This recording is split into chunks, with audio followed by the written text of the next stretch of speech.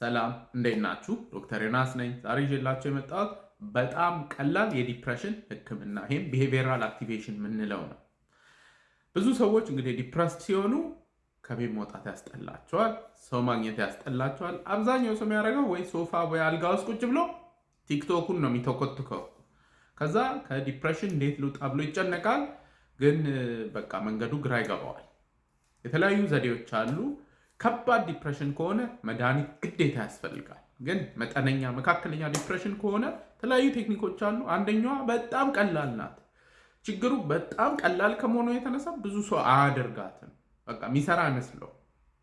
ብዙ ሰው የሆነ ነገር ለማድረግ ስፖርት ወይም የሆነ ስራ ወይም ሰው ለማግኘት ስሜቱ ሙዱ አሪፍ መሆን አለበት። ይጠብቃል በቃ ሙዱ አሪፍ እስከሚሆን ማለት ነው። ችኛዋ ቢሄቪየራል አክቲቬሽን ላይ የምንላት ከፈረሱ ጋሪው የሆነች አፕሮች ናት። ስለዚህ ሙድ እስከሚመጣ ከመጠበቅ ይልቅ ማድረግ ያለብንን ሁለት አክቲቪቲዎች ስናደርግ ሙዱ ይመጣል፣ ችግር የለውም፣ ይስተካከላል፣ ሙዳችን አሪፍ ይሆናል። እና ቢሄቪየራል አክቲቬሽን ላይ ሁለት ነገር ላይ ነው ትኩረት የምናደርገው። አንደኛው ፕሌዠረብል አክቲቪቲስ፣ ሁለተኛው ማስተሪ ወይም ደግሞ አቺቭመንት ቤዝድ የሆኑ አክቲቪቲስ አብራራላችኋለሁ።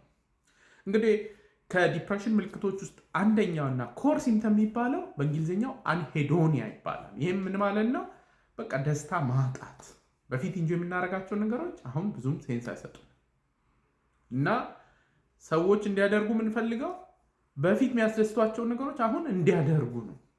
ቀላል ነገሮች ናቸው። ለምሳሌ ሄደ ራስህን አሪፍ ምሳ ጋብዘው። ብር ከሌለህስ አሪፍ ጭማቂ ቤት ሄድና ቆንጆ ጭማቂ፣ ስልክህን አትነካካ፣ ጭማቂን እያጣጣምክ ጠጣ፣ ራስህን ጋብዘው፣ ከዛ ተመለስ። ዩል ፊል ማች ቤተር። ብር ከሌለስ ቆንጆ ቅመም ግዛ ሻይ።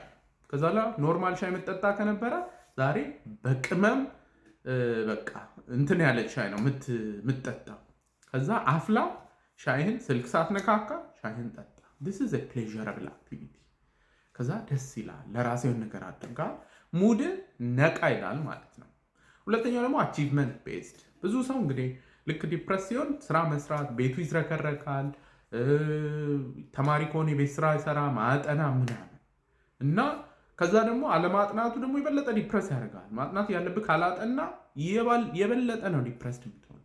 ስራ ፕሮጀክት ምናምን ያለብህ ዲፕረስድ ሆኛለሁ ብለህ ስራውን ስትቶ የባሰ ዲፕረስድ ሆናል፣ የባሰ አሰራም፣ ከዛ ሽክርክሪቱ ይቀጥላል። ስለዚህ እቺ አቺቭመንት ቤዝድ የምትባል ወይ ማስተሪ ቀላል ናት። ለ20 ደቂቃ ሄደህ አንብብ። ለ20 ደቂቃ ብቻ ቤትህን አስተካክል።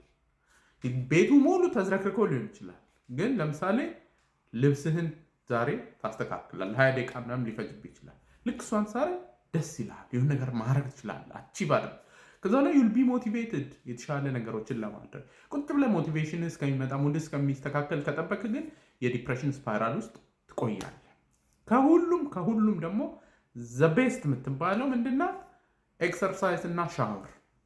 ዲፕረስድ ነህ፣ መውጣት አስጠልቷል፣ ስልክ ላይ ዝም ብለህ ቲክቶክን ስክሮል እያደረክ ነው። ስቶፕ ዛት፣ ውጣና ለ20 ደቂቃ ሩጥ። ከ20 ደቂቃ በኋላ ተመለስና ቀዝቃዛ ሻወርህን ውሰድ። ዲፕሬሽን በእርግጠኝነት 30% ዘጭ ብሏል። እና ይህንን ደግሞ በሳምንት 4 ካደረከው ዲፕሬሽኑ እየቀነሰልህ ይሄዳል። ይሄ እንግዲህ በሳይንስ የተደገፈ ቢሄቪየራል አክቲቬሽን የሚባል የሲቢቲ ትሪትመንት ሞዴል ነው። ሁላችሁም ሞክሩት። ሀሳባችሁን ደግሞ ኮሜንት ላይ ጻፉልኝ። ይህ ቪዲዮ ለብዙዎች እንዲደርስ ኮፒ ሊንክ፣ ሪፖስት፣ ሼር ይደረግ። ሁልጊዜ እንደምለው ያለ አእምሮ ጤና የለም። ደህና ሁኑ።